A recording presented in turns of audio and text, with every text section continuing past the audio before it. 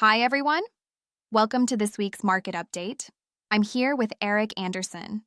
Eric, it feels like this week really revolved around one number, US inflation, but the reaction felt uneasy. What stood out to you? Uneasy is exactly the right word. On the surface, the US CPI number looked great, better than expected, supportive of the rate cut narrative, everything markets have been hoping for. But almost immediately, people started questioning it. This wasn't just healthy skepticism, this was disbelief. The number was too soft, and when economists can't explain a data point without qualifiers, that's a problem. And the reason is simple. The data itself is compromised. Because of the government shutdown and staffing issues at the Bureau of Labor Statistics, October CPI data wasn't fully collected.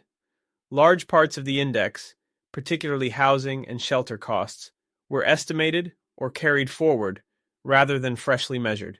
So yes, inflation looked like it fell nicely, but when you can't fully trust the measurement process, that confidence evaporates very quickly. Markets still went up, though. Did investors just decide to look past the quality of the data? Pretty much. Markets paused, digested it, and then said, good enough. US equities finished modestly higher, Asia followed overnight, and the US 10-year yield dipped before snapping right back to where it started. That tells you everything. This wasn't a conviction move, it was a relief trade. Investors want to believe inflation is under control, and in December, people are inclined to take good news at face value. But the bond market, in particular, didn't buy into it in a meaningful way. Let's move to Europe. The ECB was on hold and sounded very comfortable. What was the message there? The ECB was probably the calmest voice this week.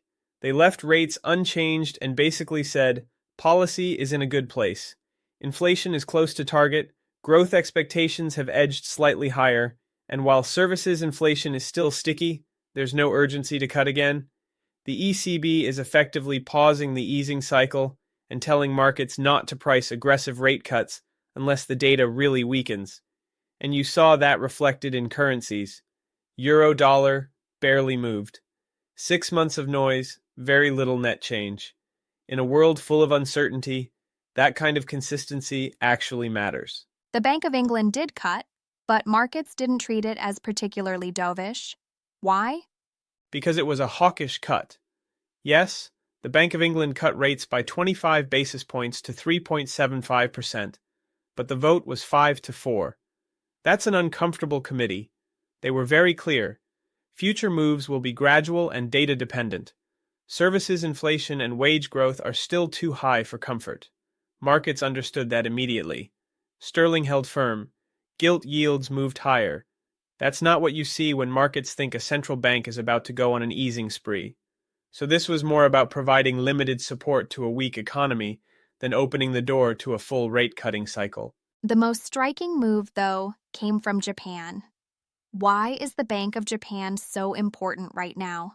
Because Japan is quietly changing the global backdrop. The Bank of Japan raised rates again, taking policy rates to 0.75%, the highest level in about 30 years. That's not just a domestic story. For decades, Japan has been the anchor of ultra-cheap capital. As it slowly normalizes policy, even at a measured pace, it changes global liquidity, capital flows, and currency dynamics. They've made it clear they'll move cautiously, but if wage growth and inflation remain stable, further hikes in 2026 are very much on the table.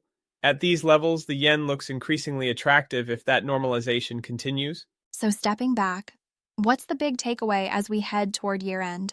The big takeaway is that we're no longer just trading data, we're trading credibility. US inflation looks better, but the data is messy. Europe is steady and disciplined. Japan is normalizing for the first time in a generation.